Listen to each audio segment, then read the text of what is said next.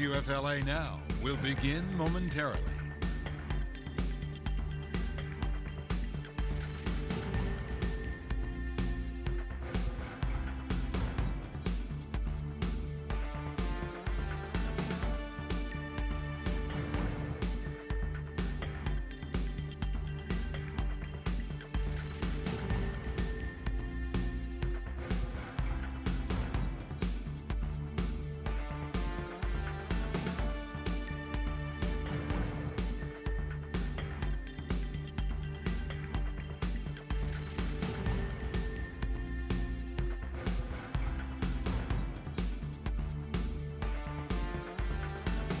WFLA Now will begin momentarily.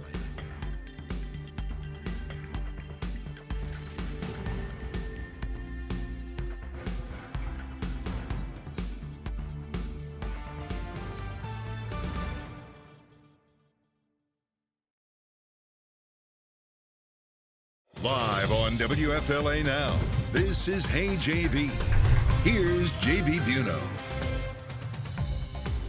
Will stay in handcuffs and shackles while he's in that cell. If he wants to sue me for violating his civil rights, so be it. He's not getting out of this jail again. Cassie White now in a maximum security prison. Vicky White, her death ruled a suicide. We look now at their final moments as fugitives on the run from law enforcement. All of this coming to an end in Indiana, starting in Alabama, coming to an end in Indiana. We're going to discuss more on their plan to escape, the heroic efforts of law enforcement here live on WFLA Now. Good afternoon, folks. JB Biunno here with you live across all platforms on WFLA Now. Let's get right over to joining us from the road, NewsNation's Bryan Entin. Great to have Bryan, friend of the program, back here on the program. Bryan, I know you're heading back right now into Alabama. A lot to discuss. Want to let everybody know, wherever you're watching from, you can use either of the two hashtags on your screen. Hashtag Hey Bryan, hashtag Hey JB. We're going to pluck some of the questions and comments out of the Facebook Live comment section, YouTube Live as well. We'll look on Twitter if we can and try to get some of those comments and questions involved in the live stream. We want to hear from you and also answer any questions, because this is a story that a lot of folks were following really until, as far back as last week, over the course of the weekend.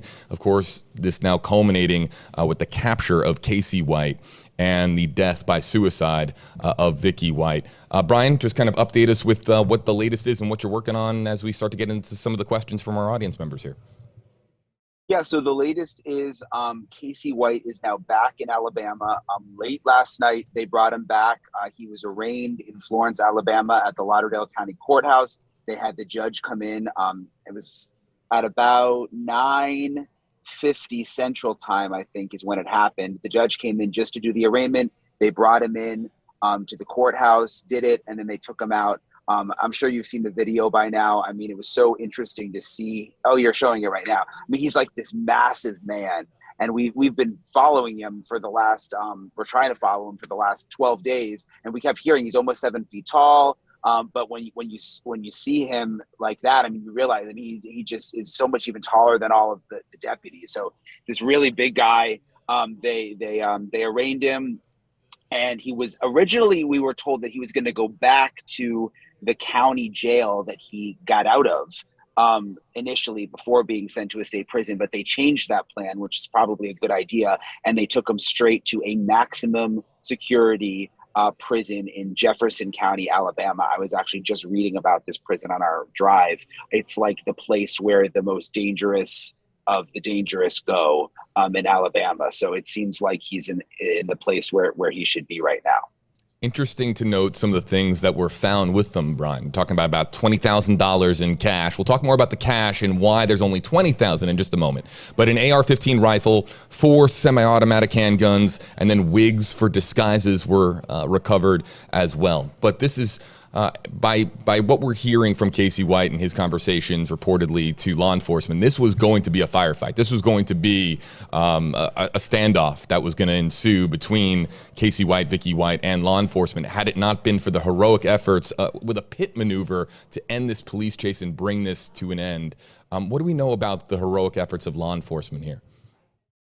Yeah, basically, the sheriff in Indiana, in Evansville, says that Cassie White told them after he was brought in that he wanted this to end essentially suicide by cop. He wanted there to be, a gunfight. Luckily, that didn't happen. They had been doing surveillance. They were at this motel. We were actually there all last night at this motel they were staying at.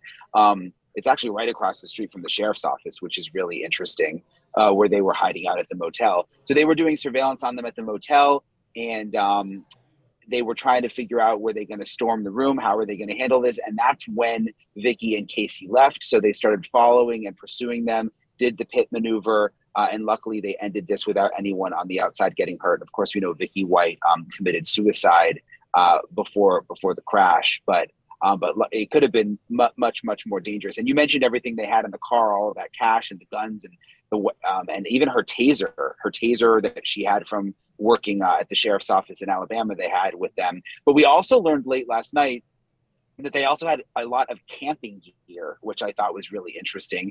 And the sheriff in Indiana told us that he thinks that they were leaving that hotel for good, that they were on to their next spot to hide out. So it's certainly very good that they stopped them when they did, or they may have been, able to get away and continue this trip that they were on. For folks just joining us, you can use #HJB, #HeyBryan. We're about to get to some of your questions and comments. Brian's on the road, so hopefully we have good cell signal there as he now gets back into the state of Alabama. We had talked about it on a previous stream that there were so many questions about whether or not the two were going to flee to Mexico or flee to Canada, trying to get out internationally. And I tried to tell folks that it's not that easy just crossing over the border and just making it to another country like that. But yes, that apparently we are hearing reportedly that the plans were for them to hide out, kind of lay low a little bit and wait for things to cool off as far as all of the law enforcement presence that were in these states trying to track them down. Brian, I want to, before we get to some of the questions and comments that are coming with the hashtags, what I want to do is ask you this one question, because this is something that people have been talking about and asking questions about and speculating about online.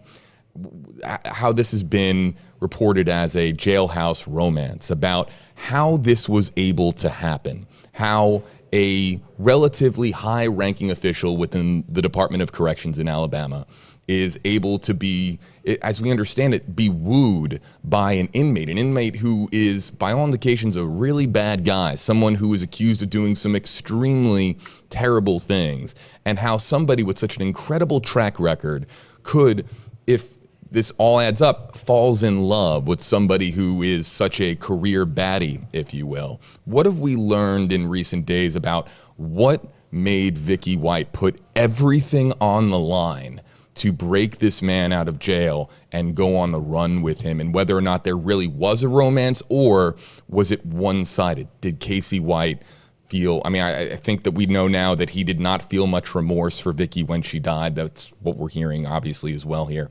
But what do we know about the romance that existed between these two? So that's a really, really good question. And I think that's why there's so much fascination in the case, is what would cause Vicky White to do this, to upend her life. She was a law enforcement officer for almost 2 decades. She was well respected. She was second in command in the jail. What would cause someone like that to betray all of her coworkers and her family and do this? And we still don't have the answer to that. And I think that's why so many people wanted Vicky to survive, because we wanted to be able to find out some of those things and figure out what was going on with her, which we may never have those answers. In terms of, was this one-sided, was this a two-sided romance? All indications are, and this is what the sheriff has been saying, that this was two-sided, that this was a love affair happening inside the jail. And she was very, very much a part of it and aware and knew exactly what she was doing, and planned it out meticulously before, last week, beginning of the week, we were in Alabama going to all the different little places that she had been while she was planning all of this. We went where she bought the first getaway SUV. She'd been at Kohl's buying men's clothing. She was at the adult store buying items, that she wanted to have for when they were together. And she, this was all meticulously planned. She sold her house days before they took off, and then went to several banks to get the $90,000 in cash. So I don't think there's any doubt that she was in on it. I mean, I don't think she was forced, and that's what the sheriff has said too. In terms of why she would do this and betray her whole family and all of her coworkers, we may just never really know. I mean, he's talking, which is interesting. He's cooperating with police. He's talking to detectives, so he's obviously giving his side of things. But we'll never really know what was going on in Vicky's mind. And how much can you trust the word of Cassie White at this stage? I mean, at this point, I mean, he probably doesn't have very much to lose. I mean, he could be facing the death penalty upon conviction for that stabbing death many years ago. But again, how much faith can you put in the word from somebody who has done the things that he is accused of doing and then breaking out? Again, live here with Bryan Entin for a few more minutes. Let's start to get into some of the questions and comments that we have coming in. Michelle Batten wants to know, hashtag HJB, what charges will Cassie face? I would imagine, Bryan, that there's going to be the filing of charges now in addition to the charges that he was already facing while in jail. Yeah, so the new charge he's facing, like an escape charge, that's the one that he was arraigned for last night, late at night at the courthouse. And then he's still facing the murder charge that he was supposed to be going to trial for. So I'm assuming all of that will still continue. This question coming in, let's get to this one. Sarah Hart on YouTube, hashtag Hey Bryan, is James getting the reward money? He is also the hero. So yeah, this is like another, really popular question that I keep getting. I mean, I love James. He's incredible. I'm like so fortunate to have got to meet him and spend a lot of time with him in the last 24 hours. We don't know. I mean, I asked at the press conference yesterday and they sort of, skirted around the question. I guess they're going to have to look into it. So I don't know. I just talked to James on the phone. We just called him in the car like 20 minutes ago to sort of check on him. And he doesn't, I mean, of course, he would like the money, obviously. I mean, who wouldn't? But he's not in it for the money. I mean, every time I talk to him about it, he's just like, oh, I didn't do it for the money. He's kind of uncomfortable that he's become a hero now because, he's not used to that. He was just telling us that someone drove from Cincinnati this morning to his car wash in Evansville just to meet him and take a picture with him because every morning he's out there like sweeping the car wash and emptying the trash. And while he was doing that, this guy showed up from Cincinnati, which he thought was really, really nice. But again, he's just not used to it. His family's been seeing all the social media comments, and I think it's just kind of overwhelming for them. But sorry, long story short, we still don't know if he's going to get the reward. But that's definitely something we're going to stay on top of. And if you think you don't have a voice on social media when it comes to these types of things, you're completely wrong. You start to see social media traction, and you'll start to see some of those types of questions get asked at press conferences and in various interviews. So don't think that your voice doesn't matter when it comes to matters like this, because if you really do feel that James does deserve the reward money, I think that social media can rally behind that cause if they think that that is a cause worth rallying behind. Let's get to another question from hello to our YouTube audience, our growing YouTube audience. Bryan Entin, JB Biunno here with you live on WFLA. Now, Daisy on YouTube, hashtag Hey Bryan, who was driving? So that's a good question because there was conflicting reports in the beginning. One sheriff was saying that Vicky was driving and one was saying that Cassie was driving. The latest from the U.S. Marshals who were there is that Cassie was driving. Let's get to this one from Faye Hawkins, hashtag HJB, from the 911 call. And let me actually bring this up really quickly, folks. If you want to hear the full 911 call, you can click on the link in the description on this video. It'll take you over to WFLA.com, the WFLA app, and you can listen to the 7+ minutes of the 911 call that Vicky White made before the crash. We were going to play some of it here, but we're trying to get to as many questions as possible while we have Bryan Entin and while we have good cell signal with Bryan Entin holding up extremely well. But Faye Hawkins saying, hashtag KJB, from the 911 call, you could hear her telling him to stop and that they could run. Why did we not hear the gunshot fire off in that call is the question from Faye Hawkins. Yeah, that's a good question, too. There's a lot of mystery around that 911 call. Like, who actually dialed in? Was it the OnStar from the Cadillac they were in? We're still not really sure. because it's like weird. Like they're not actually talking to 911, but you can hear everything happening in the car. I'm not sure why we didn't hear the gunshot. I mean, it's really muffled in some parts. You hear a lot of weird noises. I think you hear like the airbags going off at one point. So it's possible like it was just in one of those muffled parts and we didn't hear it. But yeah, I think the 911 call led to more questions than answers because it's just a weird call to listen to. But it was, for me, having covered this for 12 days, like it was like kind of just interesting to hear Vicky's voice. I had never heard her voice before. And to hear her say, you know, I don't have the quotes right in front of me, but basically like, we should have stayed at the hotel, get out and run. Again, what I was saying earlier, people saying she was actively very much, a part of this. I mean, you can kind of hear that in the 911 call. We spotlighted one of your tweets, Bryan, in I think our very first live stream on this, when you said that you had spoken to a jail guard who indicated to you that Vicky was smart and was a calculated person. But there's also there's been a lot of interesting conversation that I've been catching up on online on Twitter about how well coordinated this plan of escape really was, and whether or not it was faulty or whether or not it was a sound plan that just took twists and turns. Are you getting more of the sense that this was a highly coordinated plan that just kind of took those unexpected twists and turns, or that maybe Vicky White and maybe the plan to escape wasn't as highly coordinated as originally suspected? Yeah, I think that's right. I think we thought it was highly coordinated in some ways, the way she sold the house and got the cash and had the first getaway car ready to go. I think in other ways, now we're realizing there were things they weren't that smart about. Like, why did they stay in Evansville for so long? Why did they get the motel right near the sheriff's office? Why did they left one truck, the whole car wash part of it, they left the pickup truck there under the bay and then got into the Cadillac right there. But there were all those surveillance cameras there, and there were people around. So there are definitely parts of it that they weren't as smart about, which is obviously why they got caught. Last question, then we got to wrap up because I know Bryan's got to get going.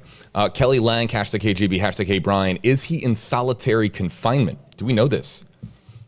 We don't know, but I think based on what I've been reading about the prison, I think he is, because it's solitary cells there. It's not like they keep inmates together or anything like that. But no, we don't know for sure. I would assume so, though. We're gonna turn our attention now to another story in just a moment. But before we do, Bryan, I'm speaking for myself, and I'm also speaking for a lot of folks that follow you. And I know how difficult it can be to cover stories, especially when you're spanning multiple states. So this is just a Bryan Entin pal-to-pal wellness check on how you're doing. Did you have a nutritious breakfast this morning? How are you doing on the road? Are you sleeping okay at night? How are you doing out there, pal? I'm doing well. Luckily, I've got my buddies here and my folks who help me out. We've got Lauren in the back. Is it okay if I show you, Lauren? And then Luis is here driving. So we're doing okay. I mean, obviously we've been doing this, we've been chasing them for 12 days, so we're a little tired. We just got Panera for lunch. So we're about to get back on the road. But yeah, we're doing fine. I mean, I don't know what I'm trying to say, but we're fine. I've been thinking more about the family of of Cassie White's victim, like what they must be going through during all of this. And even Vicky White's mom, she's been on my mind a lot because we met her at the beginning of last week. And obviously, regardless of what you think of Vicky White, you have to feel for her and what her family must be going through in terms of Vicky's mom. So anyway, yeah, we're doing okay. Yeah, a family's world turned upside down the last couple of weeks. Well, Bryan, it's good to hear that you're doing well. I want to use this opportunity, and this is on purpose, use this opportunity to share out details. We were trying to work on a live stream with this. I believe it was last week. The days have been flying by. But another story that Bryan covered about a missing man in Florida by the name of Bryan Vladek Hasel. And we're going to turn our attention now to this story. We are probably going to be talking more about Cassie White and Vicky White in a little bit. I also have a little small update on Cassie Carli, that story. There's still more to come on this live stream. But while we have a good audience here, I want to share out this story to as many people as possible. Don't want it to lose steam. And we're talking about missing man out of Florida, out of the Orlando area, Bryan Vladek Hasel. Bryan, you told this story with such grace, and I want to just give you the opportunity to kind of introduce this before we say farewell to you and speak a little bit about Bryan Vladek Hasel, his family, and how desperate they are to find him. Yeah, I'm so glad you brought this up because my team, me and Luis and Lauren, we were all working on this story right before we switched over to the Manhunt. And like, I always hope that the people who follow us with these really popular stories, like the Cassie and Vicky White story, will then see some of the other stuff we do because it's like so important. And this is one of those stories with Vladek. Basically, and I know you're gonna get into it, but he went missing at the end of last year in the Orlando area. He was a Marine. He was dealing with some mental health issues, and he basically just vanished. And it's really, really tough for his family. Obviously, there have been no real solid leads yet. And so the more that we can get his picture out, the better. So yeah, I mean, if you can spread that story far and wide, much appreciated. Yeah, well, of course, I'm in Tampa. Right here in our backyard is Orlando. We're going to do our part here. And folks, we're going to come back in just a few minutes. We're going to play back Bryan's report for NewsNation. And we'll, of course, be able to take some questions and comments about this story as well, but want to get this out to as many people as possible. But for now, we're going to bid farewell to Bryan Entin. Bryan, thanks as always for joining us. Thanks, JB. Good seeing you. I'll see you later. All righty, everybody. This is Bryan Entin's report on missing out of Florida, Bryan Vladek Hasel. Hi. Hey, how are you? All right. I'm Bryan. Steve. Hi, nice to meet you. When we got to Bryan Vladek Hasel's Orlando apartment, his dad and two sisters were waiting, desperate for any help. Happy birthday, dear Vladek. Happy birthday to you. They're desperate to find the missing 23-year-old Marine who vanished in November of last year. What's life like for you right now, not knowing? I wake up sometimes at night and think he's standing by the bed till I realize, I was just dreaming. I have trouble sleeping at night. I talk to God a lot. Steve Hasel adopted Vladek from a Russian orphanage when he was just 5 years old. He has 7 siblings, and after high school, joined the Marines. He was honorably discharged, and his family says he's had his ups and downs and bouts of depression that trace back to his childhood in Moscow. Vladek's dad went out of town on November 5th. It's the last time the family saw Vladek. I was really worried because I was thinking about his mental health, and I know my dad had mentioned some concerns that he had about like his behavior and some of the stuff he was saying. He was like very hyper focused on religion, talking about archangels and demons the night before my dad left. Vladek would talk to anyone and was known to help homeless people with rides and money. He had been really struggling with finding his purpose in life after leaving the Marines, and with reaching out to the homeless community, I feel like that really gave him a purpose. This Orlando coffee shop was where Vladek spent most of his time. He was known for pacing there, and his family says a customer accused him of having a pocket knife on the table he was sitting at, which caused the manager to call the police. They told him he couldn't come back. That was right before he vanished in November. My first thought was he had a mental breakdown because of what happened with the coffee shop and his level of depression to start with, and that maybe he went off into the woods like he one time thought of doing and just stayed there. In a lot of our missing stories, police are willing to do interviews, but the Orange County Sheriff's Office said detectives would not be available to talk with us. They're calling Vladek's disappearance an open and active investigation and say they continue to follow up on tips. Vladek lived near the University of Central Florida, and there are flyers up all around his apartment complex. A social media group known as the Nerdbird Mafia pushed for these electronic billboards in Central Florida, hoping someone has information. I'm a reporter. We're doing a story about Bryan Vladek. Are you the maintenance man who saw him? In the apartment complex, the maintenance workers knew Vladik because he walked around the neighborhood at night and smiled at everyone.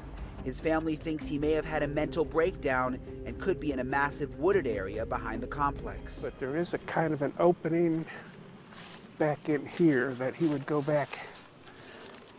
He could get back in there a ways. But it's just overgrown with palmetto bushes and trees. Not knowing what happened is pure agony. But I need to know, and I keep telling God, just tell me, where is he? Is he all right? Is he here or is he with you? And that's very hard.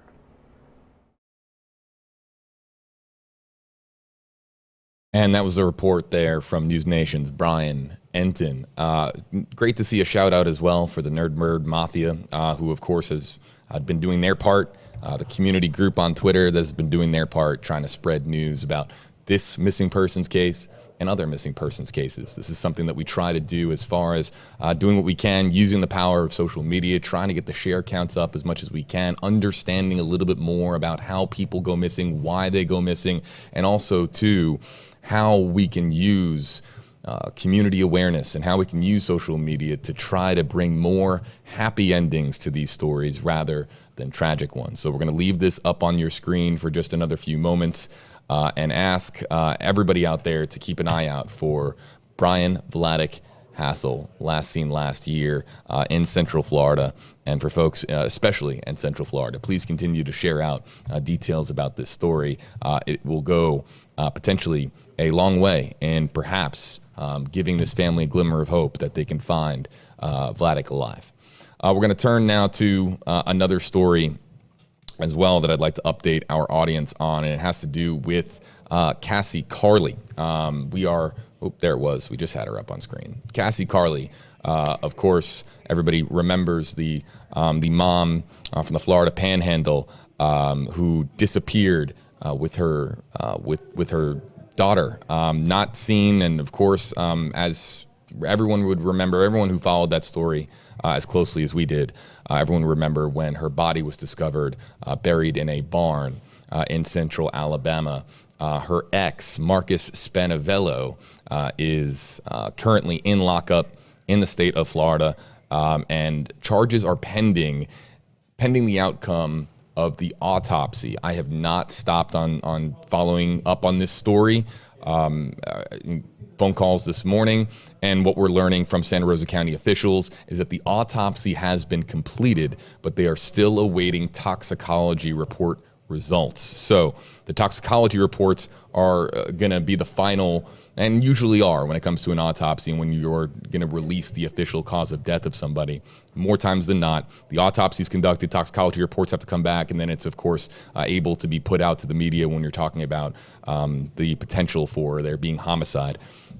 So we're waiting for the toxicology reports to be concluded, but I can report that the autopsy has been concluded for Cassie Carli. There is no cause of death at this time. They are going to be releasing that once toxicology comes back. They like to have a full, complete report before they put that out. What has made this a little bit more difficult, as it's been told to me, is because it crossed state lines.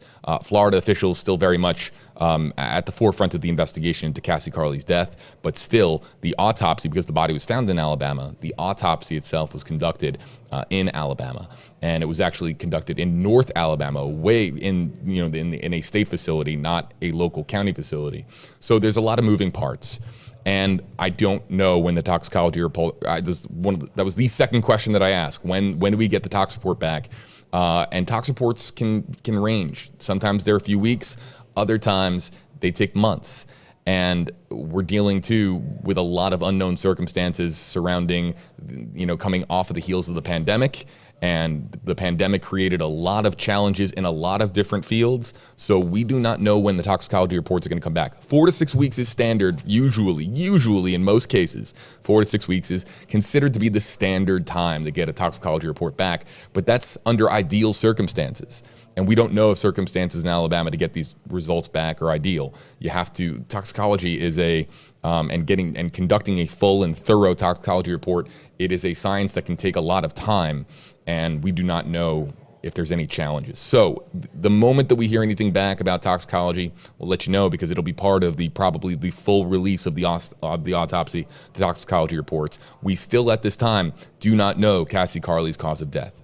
And also as well, the ex who is behind bars, Marcus Spanavello, he has not been charged with her death at this time. He has not been charged with homicide. He hasn't been charged with murder. He hasn't been charged with anything connected specifically to her death. And that's, of course, pending the results of the autopsy once it's finished in North Alabama. We're going to now just kind of open it up for a wide-ranging Q&A. We're going to talk about Cassie White. We're going to be talking Vicky White. We're going to be talking about Cassie Carli, Bryan, Hasel. Just use this opportunity as we can to talk a little bit about these stories and do a little bit of a Q&A. Use hashtag HeyJB, and we can, yes, to the people asking in the comment section, yes, what I will do after this is I will put out on Twitter I'll put out this screenshot right here of Bryan, Hasel, people who were unaware of that story based on what I'm reading in the comment section who want to be able to share it. Really appreciate that. That's how this works. So I'll put that out on my Twitter as soon as the live stream's wrapped up. Let's say hello to some of the folks joining us on YouTube. It's very difficult to do multi-platform comment plucking, if you will, taking your comments out. But let's just say hello really quickly to Elizabeth, Christina, Robin Mallow, Baby Doll, Lisa Barr, Clarissa, to the folks joining us on YouTube, and then the folks joining us on Facebook across multiple pages. Ken Ferguson, Rachel Creech, Cheryl Pelt Atkinson. Hello to all of you, and thanks for joining us. So let's now pivot now, if we can, and just kind of do a wide-ranging Q&A and talk a little bit about Cassie White, Vicky White, and this is the moment, by the way, of the arrest. You see him. I zoomed in on this because I wanted you to see just how many people it took to subdue this man, this 6'9", 300+ pound man, who was traveling in this vehicle with Vicky White when a pit maneuver was able to bring this. Look at the ditch. See the ditch there in the background? That is the ditch that perhaps also Mother Nature getting involved here. That ditch. Or just not even Mother Nature, just fortuitous circumstances, perhaps also contributing to why there wasn't a massive gunfight that broke out. Again, a reminder, we're talking about an AR-15, 4 semi-automatic handguns, and you know that they've got ammo for them. So it could have been a very, very dangerous situation for law enforcement. Can you imagine if we had law enforcement injured in this, and had there been a firefight? We're just so grateful that pit maneuver that brought this to an end the way that it ended. But of course, I want to echo what Bryan was talking about. For Vicky White's family, this has been obviously an extremely traumatic experience. Somebody who was just days from retirement after a long career serving her community, and it's not easy being in jail, being a corrections officer in a state prison or in a county jail. It's not easy work. I know I've covered stories in jails. I've covered stories in. It's a extremely difficult profession, and to execute on a day in, day out basis. And so to be that close to retirement, to file those retirement papers, for her family to believe that she was finally going to be able to perhaps be at home and spend more time with family, and then this happens. It's just extremely traumatic. And so I echo what Bryan was talking about, thinking about Vicky White's family. So use hashtag HeyJB, and I can shout out your comments, shout out your names. We do that because not everybody feels comfortable with their comments being shouted out, especially, and a lot of that comes down to politics too, just quick insider information when it comes to interactive news live streaming. Some people just don't want their name and their political affiliation to be shouted out on a live stream, so that's also one of the reasons we do that. Not that there's political affiliations with this story, but it's just one of the reasons why we go by the hashtag system. Some people just don't feel comfortable with a news sort of format like this having their name put out there. So use hashtag HeyJB, and we can put out your comment. Eddie T on YouTube, hashtag HeyJB, no answers from Vicky is sad. I think that there was a lot of interest in the Vicky White story, the Vicky White side of things. And as we talked about in the previous live stream, love makes you do some crazy things. And also, too, I was having a conversation about this with a family member recently, too. When you get to your later years in life, especially when you're talking about your impending retirement, you're thinking about all the things that you wish that you could have done, and you're talking about all the things that, whether it's travel or whether it's an activity like skydiving or all the things that you wish you could have done. And we don't know what or at least I do not know, I don't have extensive knowledge as to Vicky White's history with romance over the course of her life. But if this was a love affair, if this was a love story for her, and this was her one opportunity at love, was that what spurred her to do something as ludicrous as letting this man out of jail and really being the enabler of that? We don't know. We don't know, but it makes you wonder.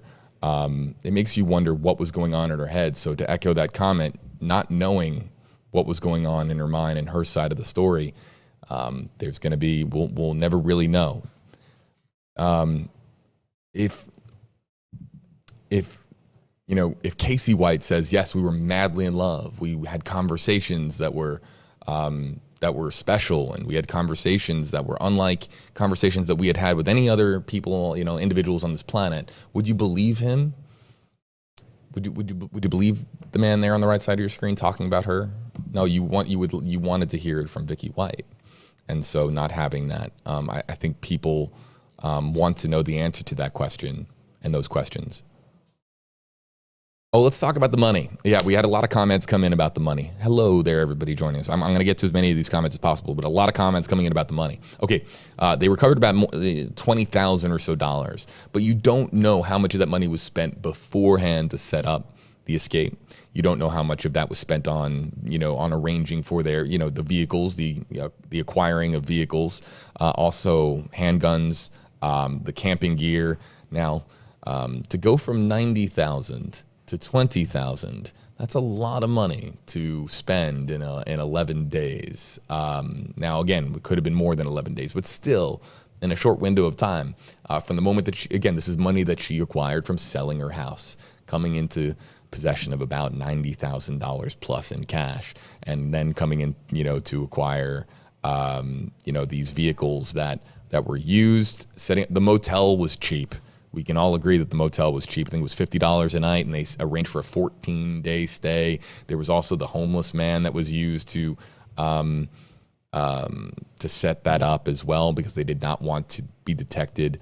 So, but still, to blow through $70,000, we also didn't know if they stashed it somewhere. Could Vicky have left some behind for her mom? These are things we don't know what happened to all of that money. But they said that they recovered about, in the neighborhood of more than $20,000 in cash. Christina saying, hashtag JB on YouTube, was Casey shot? I've heard that he was shot too. No, he was not shot. He would have required immediate medical attention at the scene had he been shot. He was not shot at the scene there in Indiana. Salio, do we know if James got his reward money yet? That's going to have to be something that I think that if social media wants to see that happen, you're going to have to, we'll have to see where that kind of goes. Suro Production on YouTube, hashtag HeyJB, why weren't any of the other jail guards able to see any red flags? So there's been a lot of calls now for there to be an investigation, and there's going to be an investigation. This can't happen and there not be an investigation. And what kind of red flags existed? We have heard about extended phone call conversations. We have heard about extended conversations in general. But we don't know necessarily how many red flags existed. And was there any inappropriate. It would not be the first time that inappropriate behavior occurred in a jail. We have covered other stories of some inappropriate behavior that has occurred between inmates and between corrections officers. Doesn't happen in every jail, doesn't happen every day, but there are stories of inappropriate actions that occur between inmates and corrections officers. Was there any evidence of that, or any, even not even evidence, but even suspicions? Were there other corrections officers that haven't really had their voices heard yet, that noticed that the two were spending a peculiar amount of time with one another, or that there was just an odd sort of bond between the assistant director for corrections and somebody who is potentially going to find themselves upon conviction on death row for a brutal stabbing death? I mean, we're talking about details, and I'm just going back here into my notes. He was charged with capital murder, a deadly, a fatal stabbing. He was serving a 75-year sentence for a 2015 crime spree that involved a home invasion, carjacking, and a police chase. This is somebody who has been accused and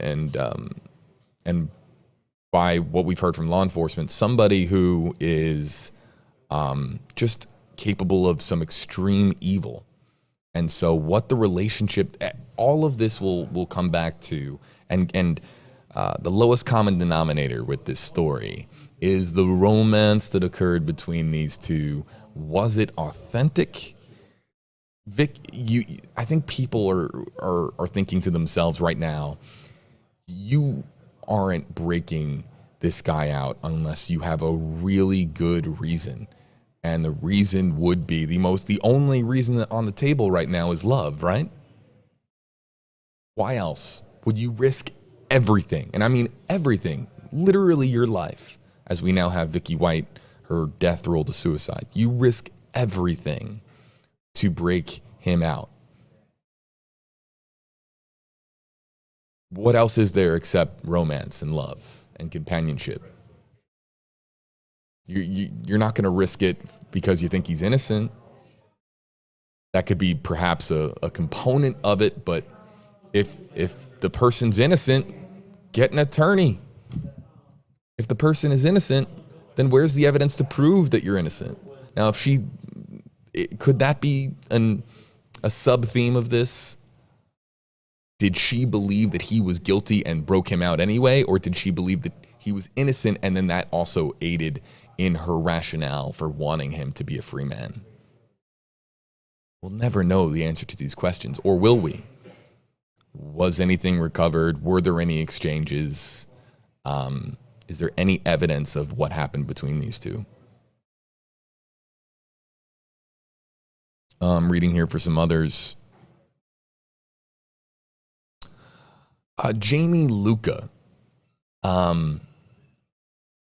can he sue the state? And this is interesting. Let's recap the soundbite from the sheriff there in Lauderdale County, Alabama. I can rack this up for you because I know what you're talking about, Jamie. I think I know what you're talking about. Can he sue the state? And that's this clip right here. Let's play this. He will stay in handcuffs and shackles while he's in that cell. If he wants to sue me for violating his civil rights, so be it. He's not getting out of this jail again. So as far as having him in lockup and handcuffing him, and that was interesting from the sheriff there. I'm pretty much inviting a lawsuit if he wants to sue. You can sue. Jamie, I have learned from being a reporter for as long as I have. You can sue for anything. Would Casey White file a lawsuit for improper incarceration? I'm not sure. I'm not sure what he's going to do as he TikToks the time away behind bars, but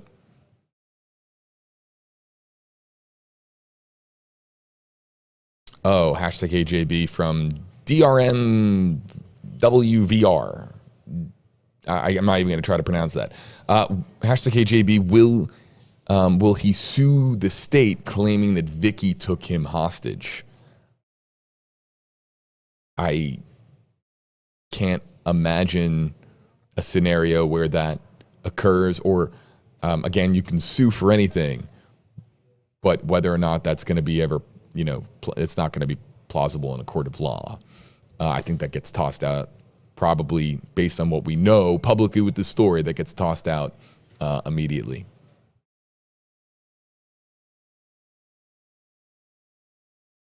Reading some other comments. Go back to Facebook for a second. Just say hello to our folks on Facebook. People asking whether or not there's any chance he shot her. It's been ruled a suicide. It's been ruled a suicide. So, by all indications right now, Vicky White took her own life. And really, there isn't, I can't think of perhaps I'm not really thinking this scenario out fully enough on stream, but I can't really think of an immediate reason as to why you would, if you were Casey, why you would turn the gun on Vicky. That, especially in that moment, you're at the end of a police chase, and if one thing, I think that this has been put out there on social media a lot by people asking about whether or not his plan was, if it came down to it, would he have taken her hostage? And that's perhaps but to turn the gun on the person that broke you out, somebody that could aid you potentially in a gunfight with police. I'm not really sure if I see any obvious reason as to why that would be done, unless you're just accusing the man of carrying out an act of pure evil for the sake of carrying out an act of pure evil.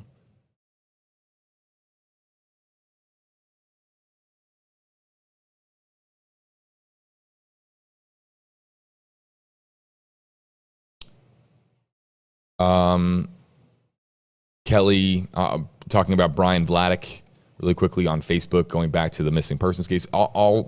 Everything's on the table right now as far as questions go. So if you'd like to ask a question, please let me know. Kelly, switching to Bryan, was a ground search ever done of the areas he liked to go to extensively? The wooded areas. There was a coffee shop that he frequently went to.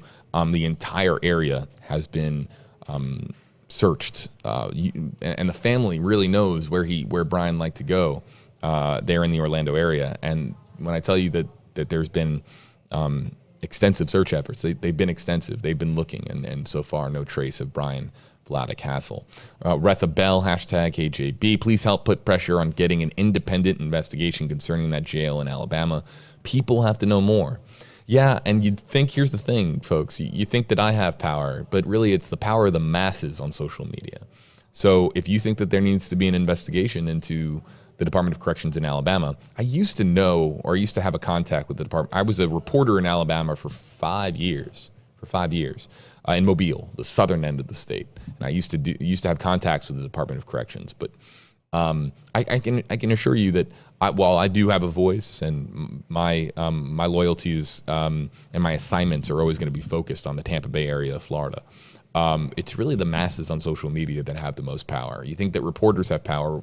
We are able to shed light on stories, but as far as the stories then growing into something more than that, as far as action being taken by an organization, by a public entity, or by an individual, that's usually the result of people either sharing out the story or watching the news story. There are stories that have received more attention, and there's been action that has followed that attention because of even WFLA Now videos that I could rattle off right now. I won't, but to kind of keep things focused on this, there are videos and streams that we have done on WFLA Now that have gone viral, and then action will happen soon thereafter, and a lot of attention will be paid to this story because of that.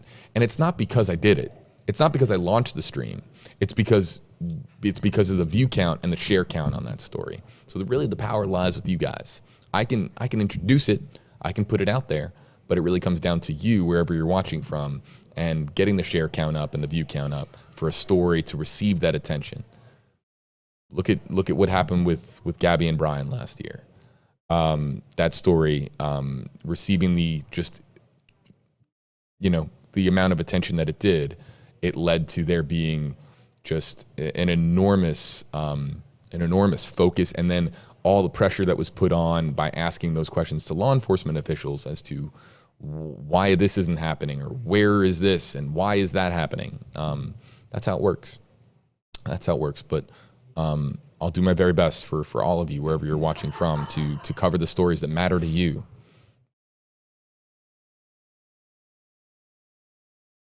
Looking for some others here. Let's go back over to YouTube.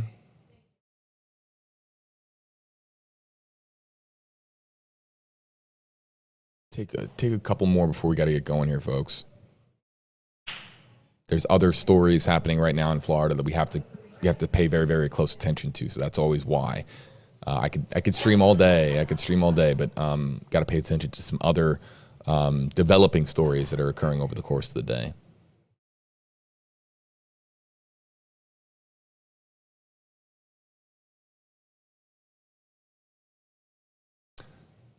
Jennifer, with all the jailbreaks that have occurred, what is law enforcement doing to radically change this, such as public safety concerns, wasteful tax dollars? Based on my very surface level knowledge of what has been happening with the Department of Corrections in this country, again, surface level. I can't speak to every state's individual, situation when it comes to their Department of Corrections, but I know that in large part that prisons and jails, prisons especially, they suffer from overcrowding. They have suffered from overcrowding issues. They have suffered from lack of funding, and lack of funding usually leads to fewer. The ratio of corrections officers to inmates is an important one. There needs to be a balance there of corrections officers to inmates, and it usually depends on the profile of the inmates in that particular facility, and also whether or not what kind of facility it is or what level of government. But there needs to be corrections officers, and corrections officers too in a lot of states aren't paid very much. So there's a lot of it is a conundrum of problems that leads to some of these situations and the challenges that jails and prisons face in this country. It has been a problem for many, many years, but I think a lot of it comes down to a very, very similar theme with other problems that we have in this country, is that it's a lack of funding, and also it comes down to overcrowding as well.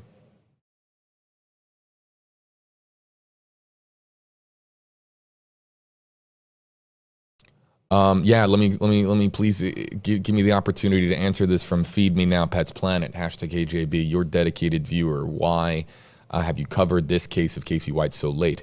Many news channels already showing coverage on this story for many days. Yeah, this is one that I will answer. I was off the last 2 days. I had a family event. That I put this out on Twitter last night. A family event that I just couldn't miss. And so, my apologies to our viewers. I was covering this story when it first hit the airwaves. When we first learned about this story, we were on it here on streaming. So I wasn't late to the story. Actually, we were early to the story. We were talking about this story from day one, and then things sort of. When leads, there was a moment in the story where leads started to dry up. It was when, of course, the Middle Tennessee development in the story, and then the weekend hit, and we didn't know what was going to transpire. We didn't know where things were going to pick up, and then it happened to pick up in Indiana, and I was away, and unfortunately, I could not be there with you guys on stream, and I'm sincerely sorry about that. I am the poster child for the newscaster curse of when you take time off, you have news in the story that you're covering. So sorry about that, you guys. I will be there for the next one.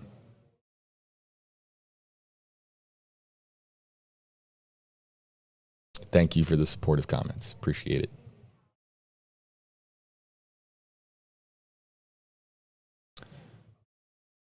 All right. I do want to.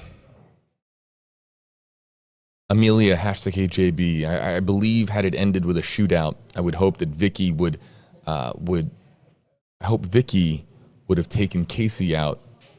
Oh, okay, I can't read that comment anymore. I want to believe Vicky wouldn't want to put her colleagues in harm's way. Yeah. Okay, I think I know what you're saying, Amelia. I have to move on to the next comment.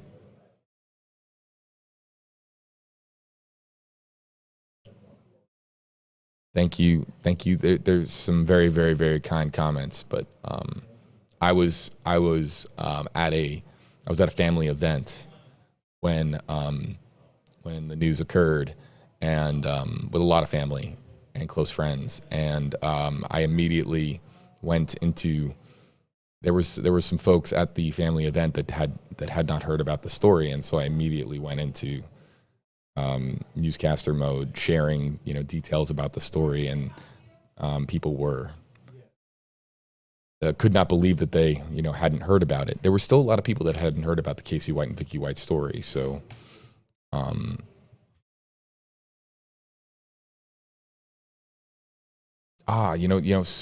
Sarah Productions, hashtag HJB, how often do they do employee reviews on jail guards? It's not a secret that jail guards help inmate by smuggling in drugs and phones, etc. for them.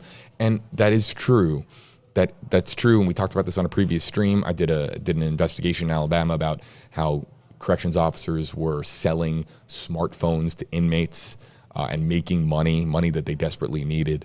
And that they were selling iPhones and Android phones to inmates who then were able to, and I didn't get to talk about this at great length, but they were able to also sell, not only were the phones really, really big in that report that I did, but reloading data, like the prepaid cards that you get at the gas station or at the pharmacy to reload data, so you get like 2 gigabytes to be able to download. That was a precious commodity too. So in that investigation that we did in Alabama, or the investigation that I carried out in Alabama, we learned that the inmates would sell the phones, and they would make some money selling the phones, but where they really made the money then and how they would get repeated business was then that they would sell the reload cards to reload them with data. And inmates, they're on YouTube. I think that somebody in the comment section let me know last stream that I didn't get a chance to look into this yet. So apologies that I didn't get a chance to look into this yet. But there are inmates on TikTok. Is that correct? I need to look into that.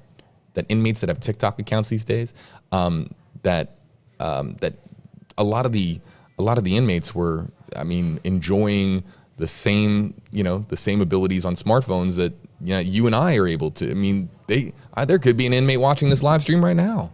Being on, FaceTiming with their family, going on YouTube, texting, having relations with people over cell phone from behind bars.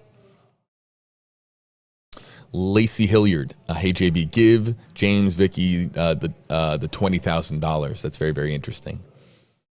I think James has been extremely popular with this story. Thank you for the kind comments, folks. Thank you to our moderators for helping keeping our comment section friendly and welcoming to all. I'm really just so indebted to our moderators here on YouTube, especially. We're going to wrap up on Facebook. Facebook, if you'd like to come join the conversation, we're going to stay on for a little bit longer on YouTube.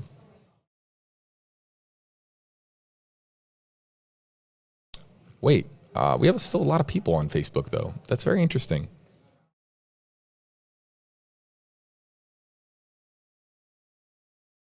This is very interesting, too. I've seen way too many of this to not bring this comment up now. I look for comment trends as much as I look for your comments. I try to look for things that people are saying in bunches, not just the individual outlier sort of comment. And this one I've been seeing enough now that I have to bring it up. Jennifer Cashman, hashtag HJB, do you think that Vicky shot herself accidentally or on purpose? After I listened to the full 911 call, I think it was an accident. I have to put my faith in the medical officials that carried out determining the cause of death. And the cause of death has officially been ruled to be a suicide. That it was a self-inflicted gunshot wound that claimed Vicky White's life. And so I've seen enough of this now where people think that it just, that it might have, but you have to go by the experts, and you have to go by what they were saying at this stage. I mean, we can ask for clarification on what evidence there was that led them to conclude with certainty that it was a self-inflicted gunshot wound meant for suicide. This is something that we can look into more. But I've just seen there's a lot of folks that I think that there's also too that there's a lot of folks out there that really, to echoing what Bryan Entin said at the beginning of the stream, people wanted Vicky to be alive. And of course you want her to be alive. You want to know more why. You want to know how this was able to happen. And it would have been it would have been a world turned upside down for Vicky to find herself behind bars after serving for so many years in the Department of Corrections, to be on the other side. That would have been like I said, a world turned upside down. But by all indications, from what we have from the officials there in Indiana, that this was a self-inflicted gunshot wound, that she turned the gun on herself and committed suicide.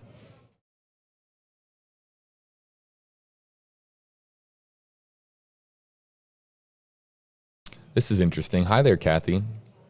Hello, Kathy. Kathy Anderson's joining us. Hashtag KJB. I live in Evansville. I've known somebody from Evansville. I can't think of it off the top of my head, but our town has been known in the past.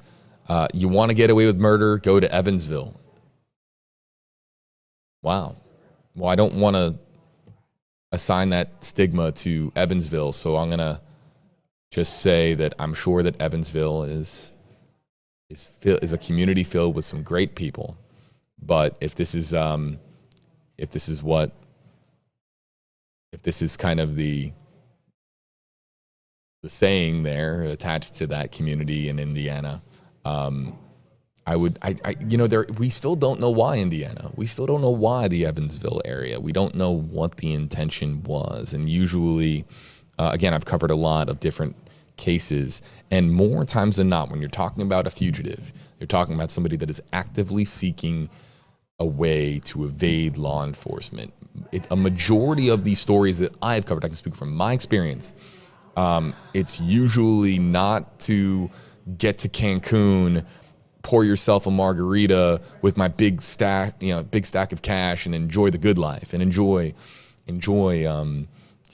being a free person and avoiding, the chance of American authorities ever finding you, or going up to Canada and enjoying life in, north of the United States. It's usually we need to get to somewhere really fast to secure ourselves from suspicion of, and kind of let things cool off. That's usually most of the stories that I've covered involving fugitives. It's the fugitive thinks we need to get somewhere where we can reassess our, figure out the street, lay low, wait for commotion to die down, and kind of then, formulate the strategy and kind of work from that point onward. Driving to Mexico or driving to Canada and just leaving the country, I think that people think that is easier than it really is. It's not. It's not. There is a physical toll.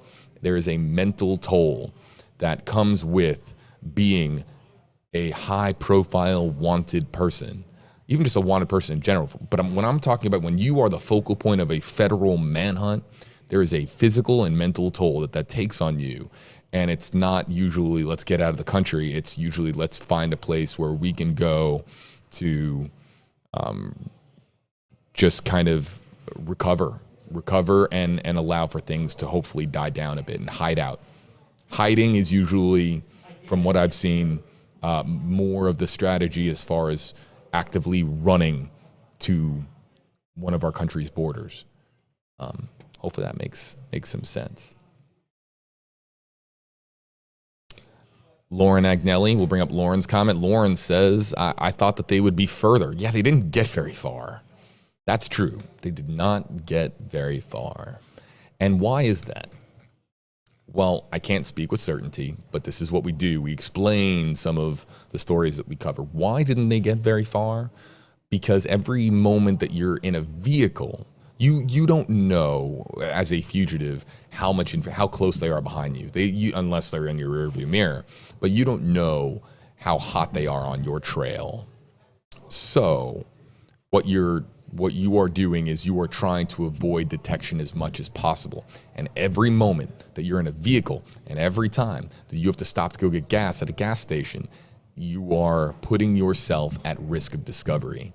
And so they didn't get very far, probably because, and I can't speak with certainty, but probably because it was their attempts to avoid detection by not traveling that far. But it's the unknown of not knowing if they have a description on your vehicle, if they, every time that you pass an area where there's a cop, you don't know what to do and how to react. So, but an interesting comment there from Lauren, because I was thinking the same thing. I mean, you would think, oh, I need to get as far away from the center of activities. I need to get out of Alabama. I need to get out of Middle Tennessee. I need to go as far as possible. You would think that is the most explicable rationale, but you just you just don't know the conditions of and the nature of their escape.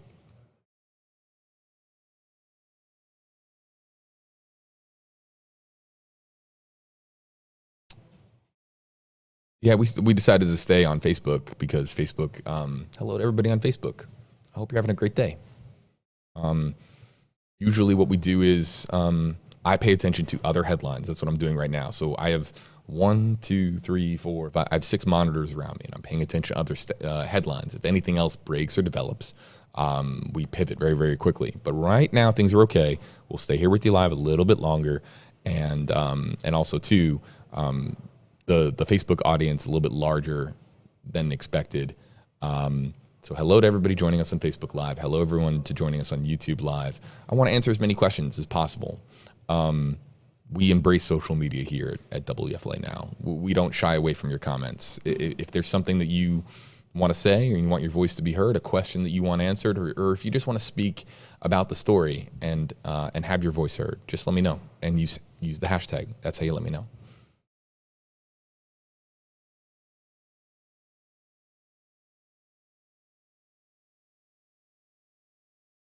Oh, very interesting. So Lampshade is joining us on YouTube. Says hashtag HJB. We are at a crossroads with quick access. Talking about now context-wise, talking about Evansville, Indiana. Hashtag HJB. We're at a crossroads with quick access to Indy, Chicago, Louisville, and St. Louis. We in Evansville have seen an increase in crime, however, since I-69 to Indy was completed. Oh, that's very interesting. See, these are some of the things that you learn when you do live streaming, and just again bringing up a map here. Of Evansville, Indiana, as a quick little refresher for myself.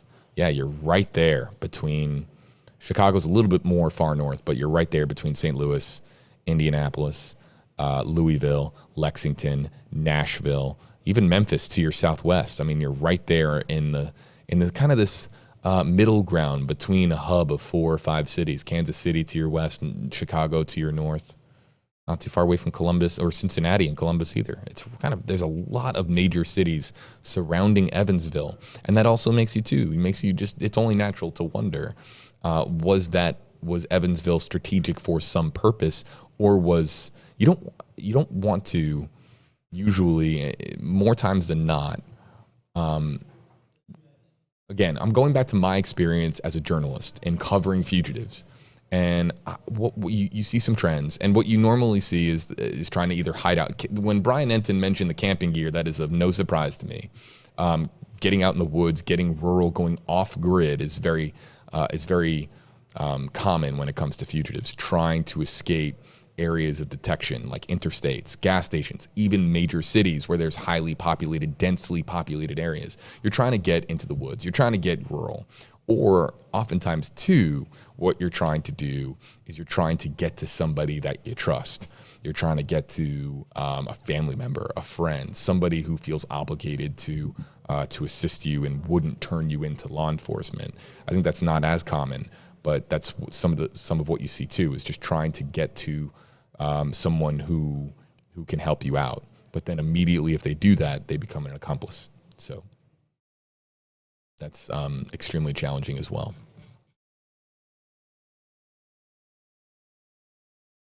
Kelly Sue, #KJB, will Casey White be implicated in any way for the death of Vicky White? Have any charges been filed against him? Yeah, we're going to find out more about the charges being filed in relation to this incident now. But I believe the sheriff there in Lauderdale County, when he says he's not getting out, again, he's been, again, for those of you just joining us, if you missed the beginning of the stream, he has been transferred to a maximum security prison. And I have that here, the William E. Donaldson Correction Facility, Jefferson County, Alabama, maximum security prison. And based on his rap sheet, he is not getting out with pending charges now. He's just, it's very likely that he's going to spend the rest of his life behind bars. Even if there was evidence to come forward to exonerate him, which is, on my understanding of the story, extremely unlikely, there's still a slew of other charges. It's just, this is somebody who, when they say that he's going to spend the rest of his life behind bars, I believe that is their intention as far as the remainder of Casey White's life. Reading, going back, hello to YouTube. Tyler Hammerman, #KJB, how do you feel about how this whole thing played out? Thanks for your fantastic journalism, by the way. Appreciate it. But I really have to just say that, you know, this one of the things that this platform does indirectly, unintended, but it's a very, very positive sort of outcome with this platform, is that it spotlights local journalism. I'm here in Tampa covering these stories, but it's also with the help and extraordinary work of local journalists on the ground. You hear about all the people on networks like Fox News and CNN and MSNBC, and you hear about, you know, a lot of those reporters and hosts and commentators. They get a lot of publicity, and sometimes people think that that's what journalism is. But I think of journalism as some of the work that local news reporters do on the grounds, or on the ground in some of these communities. So thank you for the comment, but it's really, this is I want to just share some love for the local journalists that, and I think of Bryan Entin as a local guy, even though he's been promoted to national. I forget his very cool sounding title now. He's like a national senior national correspondent, I think it is actually. But I think of him as a local news reporter because of just the way that he attacks a story.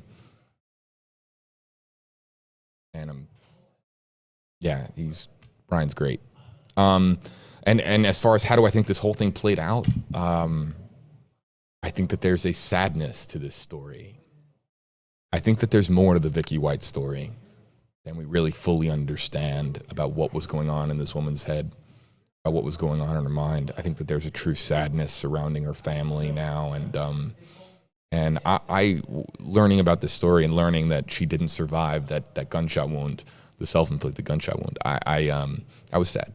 I was sad, and I think it's only, you know, natural to feel sad, even though she is believed to have and pretty much confirmed to have now carried out this and plotted this escape with a very dangerous individual. I just can't help but feel an overwhelming sense of sadness that that this happened, and not knowing why. I think we have a feeling why. It goes back to Gabby Petito and Bryan Laundrie. You think you know why, and you feel it in your bones that you think that you know why. But we're still here on Gabby and Bryan, and we still don't know exactly why Gabby's dead. And we, too, don't know why Vicky White is dead, and also by association why she didn't, or why she chose to plot the escape of a extremely dangerous person like Cassie White.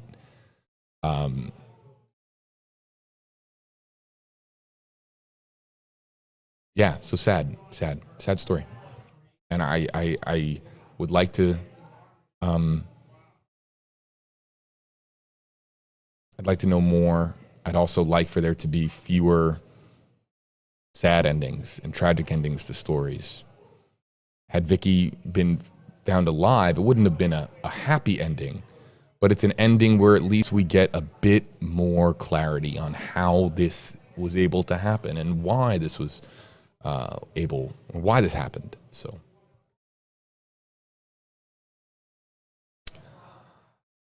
Surro Productions asking some great questions. So I've mentioned that name a bunch here on the stream, but these are good questions.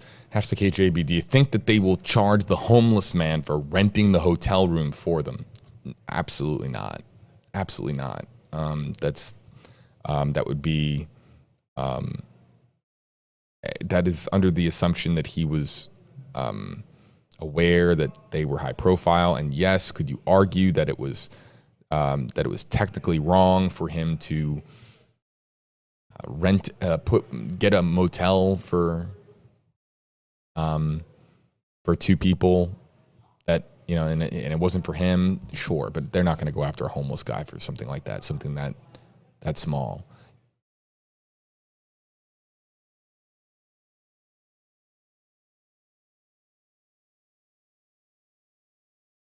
I talked about this on the previous stream. I want to spotlight Scale Papa RC's comment on YouTube. Hashtag HJB. Very sad that you never know who you can trust. That is the worst part. And so trust is such an interesting thing to wonder about this story. Trust. And I brought this up in the live stream from last week. I'm going to bring it up again because I think about this moment. Over the weekend, I thought about this moment. There had to have been a moment where Vicky White took her keys, the keys that corrections officers carry on them. She took the key, and either she probably didn't give it to Casey, because you have to be able to, again, I would imagine, and this is how I kind of at least see it in my head when I wonder about this moment.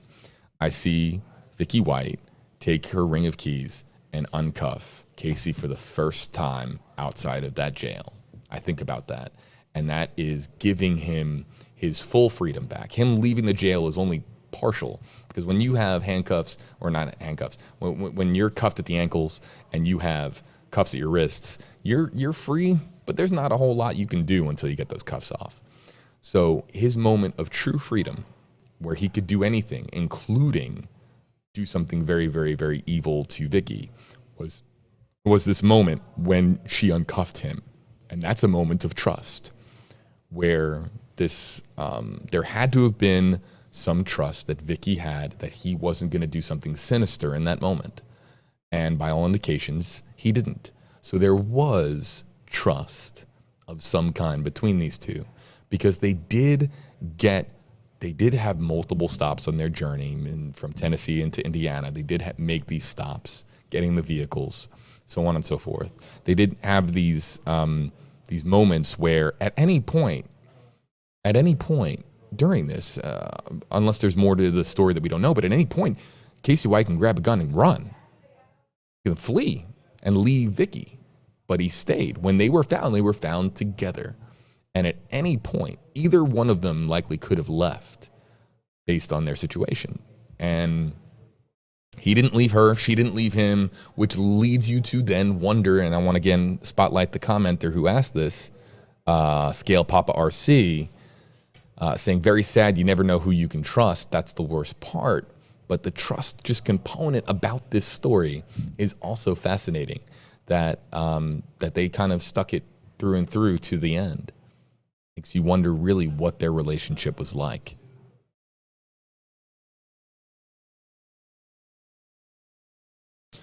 Margaret O'Mani, #JB, she must have been suffering from some sort of mental trauma. Prayers for Vicky and her family. Sad ending. And you don't know what is going on in Vicky's head, and whether or not she was suffering from something that that only she could have really truly explained in her own words. But the mental, the component of it, about her perspective and her mental health, and it's very interesting. I think NewsNation had a psychiatrist or a psychologist on. I believe it was someone who did a psychoanalysis on Vicky White, and I have not yet watched it, but I'm very, very anxious to.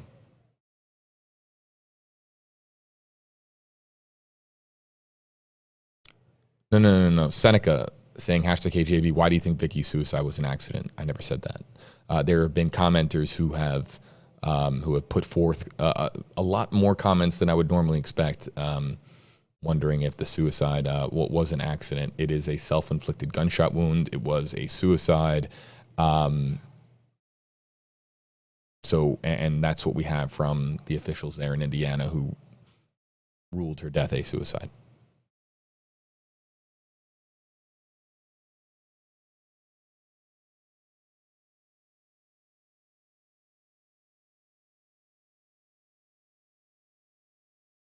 I'd also just like to speak for a second about how powerful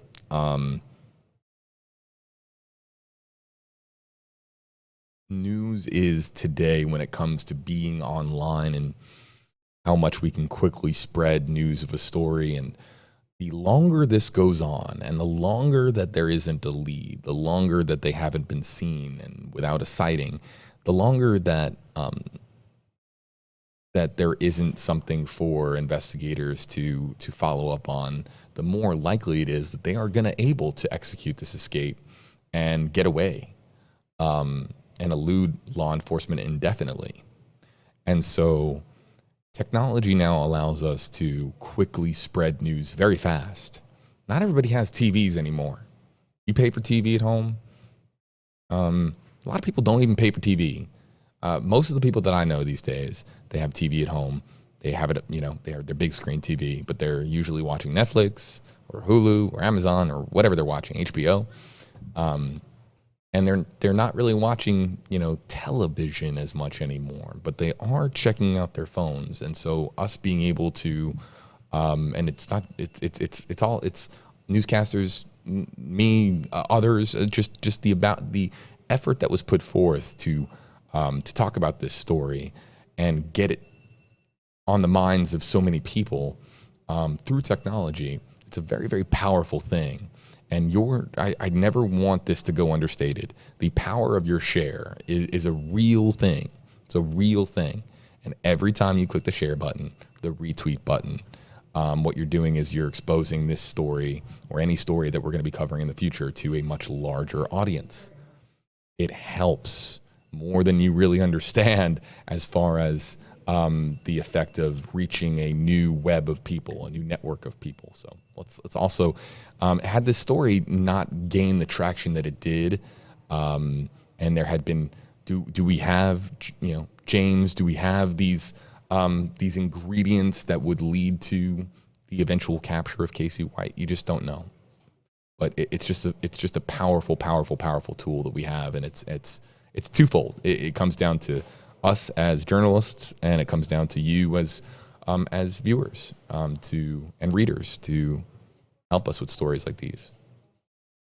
We consider ourselves, I can speak for my colleagues here in this newsroom and other newsrooms that I've worked in across the country.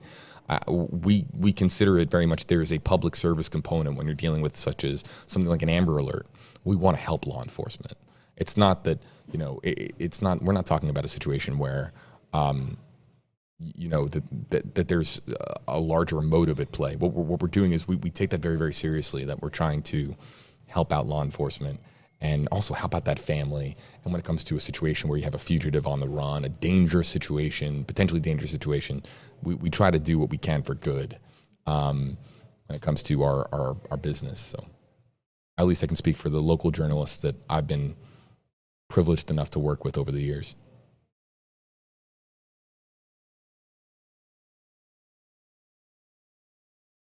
Butterfly Dana, hashtag JB, why do you think some people are making statements of they feel sorry for her? I think that there's some people out there who do feel sorry for her because they're filling in the blanks of what they expect this story to really be about without really knowing. And by all accounts, Vicky was a outstanding employee, a great daughter, somebody who was a by what we have heard with the story, she was a good person who did something completely out of character. And so I think that there's just there's this the people that feel bad for her want to know why somebody who was able to do some good in the world was able to carry out such a surprising act of that could have led to a very dangerous thing. I cannot escape the thought that this almost ended in a massive gunfight where law enforcement in Indiana, just law enforcement that were there, that they were almost in a firefight. I mean, that to me is, and would Vicky have pulled the trigger? These are questions that we'll never know. Would Vicky have fired upon members of her community, the law enforcement community? She was at the Department of Corrections, but she's still part of something bigger when it comes to the law of the land in this country. And she still has the sheriff's badge on her uniform there and her headshot. I mean, this is, would she have actually grabbed the gun and fired at officers? Or did she just say, could she not bring herself to do that? I mean, these are questions that we'll never really know the answer to. I'm glad that you brought the page on YouTube, hashtag AJB. I'm glad you brought this up. Hashtag AJB, I bet they didn't plan on the story going national. Had it not sure they would have been caught as fast. I wonder if when this was being thought out, I wonder how much they thought it would grab media attention. Headlines. How much did they think that they were going to become a national story the way that they did?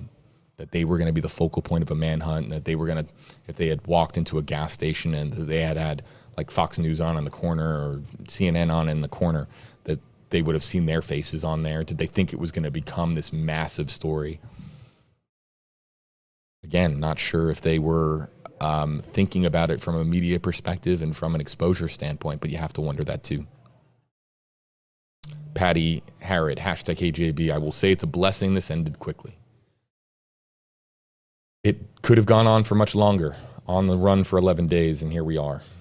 Folks, really appreciate you joining us. That's going to do it for us. I want to remind our audience that you can click on the link in the description on this video for the full call. You want to hear it? The 911 call that Vicky White made before the crash. Click on the link in the description on this video. You can hear it for yourself.